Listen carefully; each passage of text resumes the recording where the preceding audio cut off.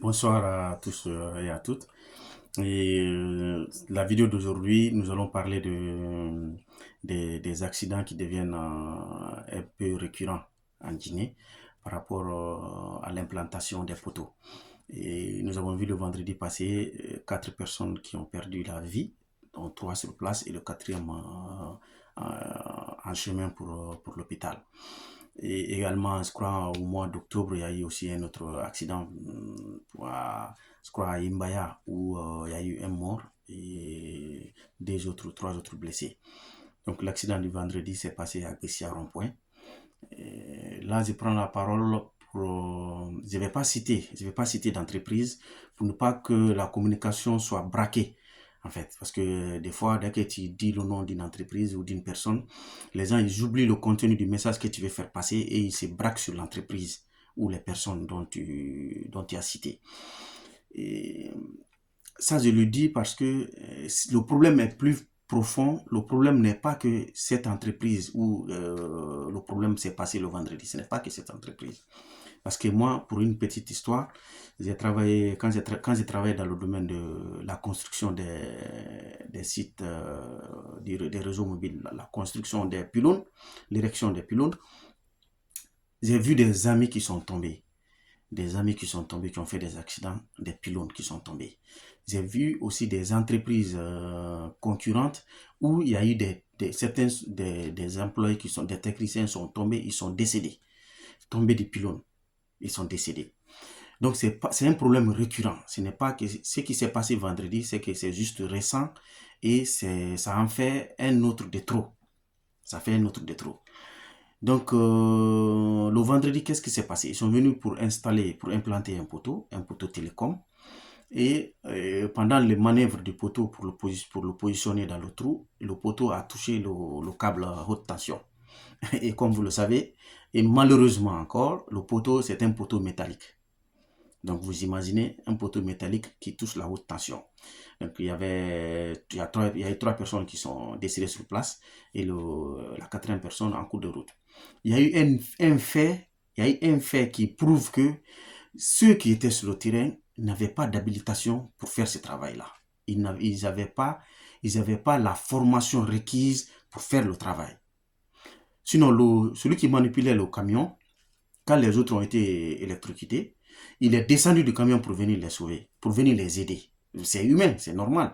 Mais sauf que quand tu as fait une formation, quand tu as une habilitation, on te dit que quand tu es dans cette situation comme ça, tu ne descends pas du camion. Peu importe ce qui se passe dehors, tu ne sors pas.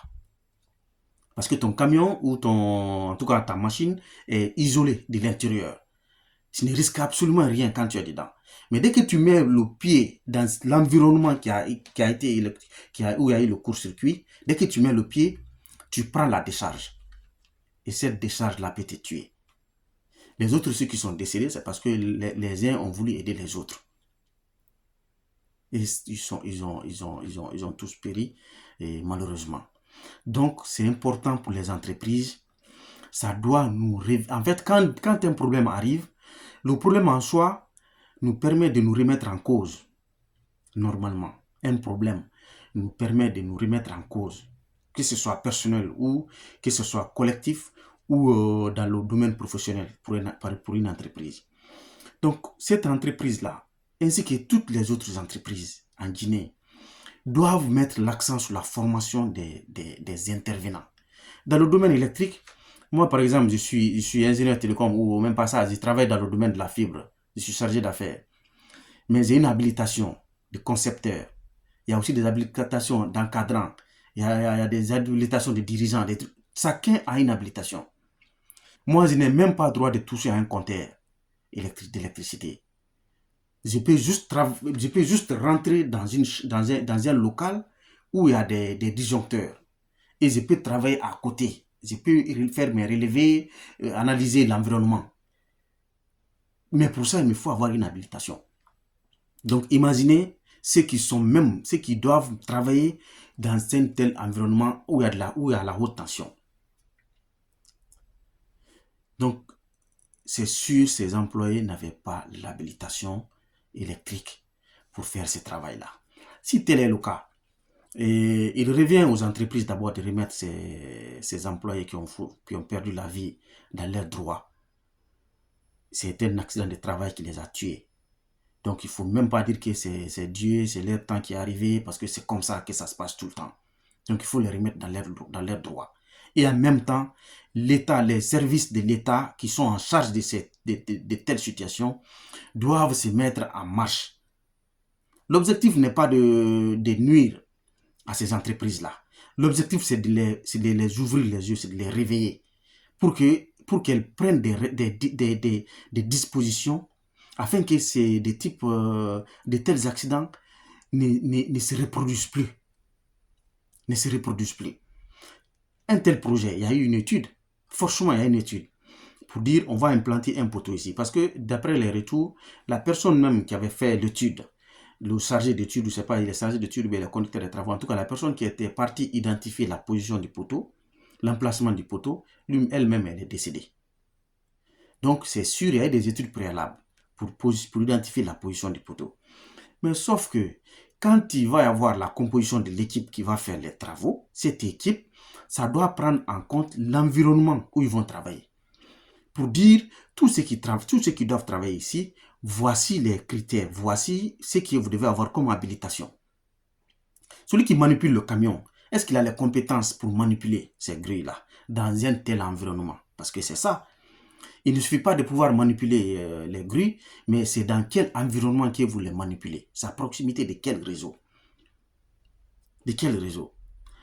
Donc, il faut que ça soit, il faut que cet accident, ces différents drames poussent les entreprises à revoir la formation des techniciens, la formation des intervenants, la formation des employés.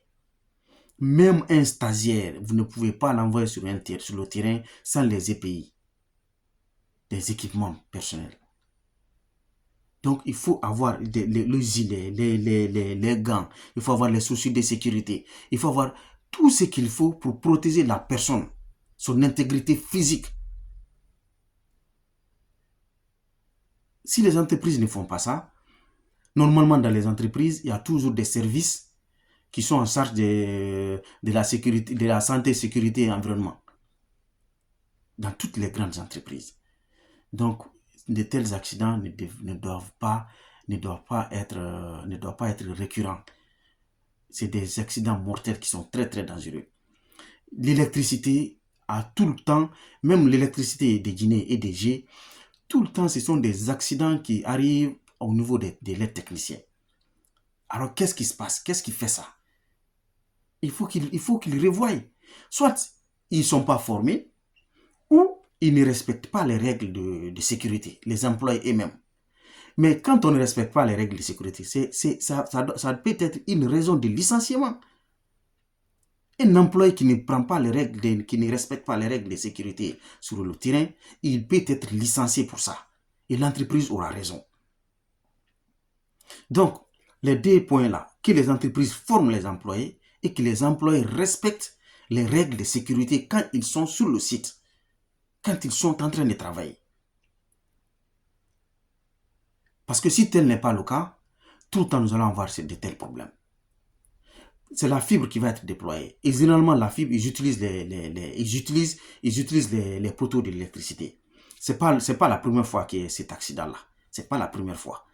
Il y a eu d'autres accidents similaires. Des fois, même pas avec les grilles, mais avec les techniciens même qui viennent pour installer, pour câbler, pour faire passer les câbles. Parce qu'il y a des zones où les câbles électriques et les câbles et la fibre optique sont mélangés. Il n'y a même pas de règles de sécurité. Normalement, quand les fils électriques sont dénudés, il y a au moins quelque chose de 1 à 1,50 m de distance. Et quand il y a aussi l'éclairage public dessus, il y a ça, on doit prendre ça en compte. Et toujours faire passer la fibre en bas de l'éclairage public. Donc, ce sont des règles d'ingénierie, franchement, qu'il faut respecter. Si on veut limiter, si on veut éviter de tels accidents, même pas limiter, c'est de bannir complètement. Parce que je ne dis pas que les accidents ne vont pas arriver, les accidents peuvent arriver. Mais si les règles de sécurité, les règles d'ingénierie, les études sont respectées, on aura peu d'accidents. On aura peu d'accidents. Et cela va dans, c'est dans l'intérêt et des salariés et des employés. Parce qu'on ne peut pas observer tout le temps les mêmes problèmes, les mêmes causes produisent les mêmes effets. Depuis la nuit, depuis tout le temps, c'est l'électricité, tout le temps, il y a des accidents. Les télécoms aussi arrivent, on n'a même pas commencé le déploiement comme ça, et c'est les accidents encore qui s'enchaînent. Donc c'est le bon moment que chacun joue sa part de responsabilité. Les employés forment, les employeurs doivent former les employés et veiller à ce que les employés respectent les règles de sécurité quand ils sont sur le terrain. Parce que s'ils ne respectent pas, ça retombe, eux, ils ont sur leur intégrité physique, et des fois, c'est la mort. Et après, ça retombe encore sur l'entreprise, parce qu'on dira que l'entreprise n'a pas veillé à ce que ces règles soient respectées. Quand vous envoyez un chef d'équipe sur le terrain, d'abord, le chef d'équipe, c'est le conducteur des travaux qui doit constituer son équipe. Il doit s'assurer que chacun a les compétences pour intervenir dans cet espace-là. Et après, quand ils sont sur le terrain, le chef d'équipe, il a l'obligation de veiller au respect des règles. Comment les grilles, comment le poteau est déplacé, la distance, comment c'est planté, toute la sécurité, délimiter, d'abord sécuriser l'environnement de travail, et veiller à tout pour éviter de tels accidents. Parce que si lui, il a pu faire monter le poteau jusqu'à faire toucher le truc, c'est qu'il n'a pas l'habilitation. Et aussi, s'il a l'habilitation, il ne l'a pas respecté.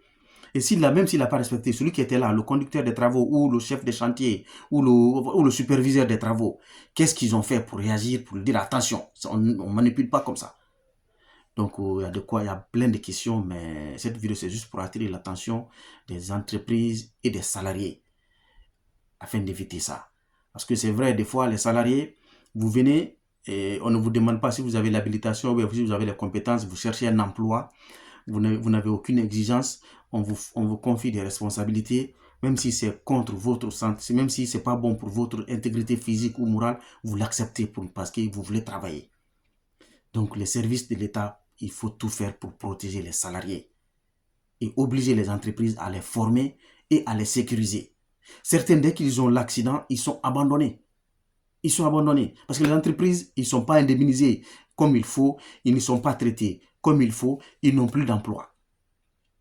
Et après, l'handicap fait de telle sorte qu'ils ne peuvent plus même pas se reconvertir dans d'autres domaines. Donc, c'est écœurant ce qui se passe et j'espère que les services en charge vont tenir compte de ce qui se passe afin de mettre fin à tout ça là. Comme je l'ai dit, je ne dis pas le nom d'entreprise dans la vidéo pour ne pas que la communication soit braquée sur une entreprise. Mais c'est trop, ça devient récurrent, ces accidents-là. Donc, c'est ce que je voulais dire ce soir par rapport à ces différents accidents dans le domaine de l'électricité et aussi des télécoms. Et je vous remercie.